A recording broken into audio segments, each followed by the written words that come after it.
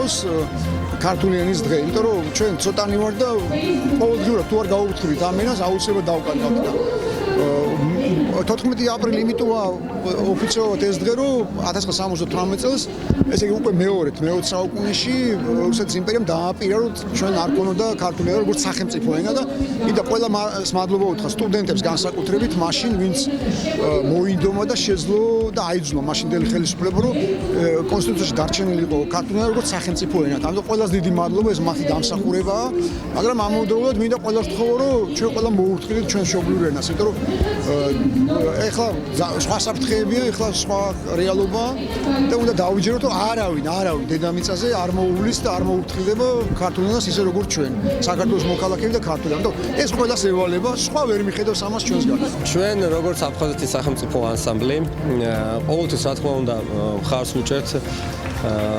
საქართველოში ესეთ ღირებულ ღირსშესანიშნავ დღეებს და დღევანდელი დღეც არის ეს ერთ-ერთი მნიშვნელოვანი დღე.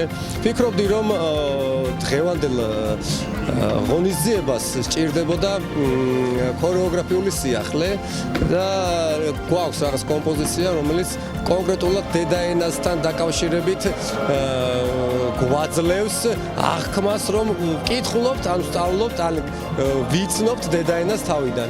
და რაც უფრო ხშირად იქნება ესეთი დღესასწაულები, მით მეტად განვითარდება ქართული ქორეოგრაფიას და სასიმღერო ვაჟთა ვოკალური გუნდიც. დღევანდელი დღის მნიშვნელობა ყოველთვის ცნობილია, რაოდენიმე მნიშვნელოვანია ჩვენი ერისთვის, ქართული ენა და ზოგადად დედაენა და ამიტომაც დღევანდელი კონცერტი სწორედ ამ დღეს ეძღვნებოდა. ჩვენ აფხაზეთის სიმღერის და ცეკვის სახელმწიფო აკადემიური ანსამბლი მაქსიმალურად ვცდილობდით, რომ მომზადებულიყავით დღევანდელი დღისთვის და წარმოგვეჩინა ჩვენი მხარე. ძალიან დიდი პატივი, რომ ამ კონცერტში გვაქვს შესაძლებლობა, რომ მონაწილეობა მივიღოთ და ახალი პროგრამა არის წარმოდგენილი და დიდი იმედი გვაქვს, რომ მაყურებელი ძალიან კარგად მიიღებს ამ ყველაფერს.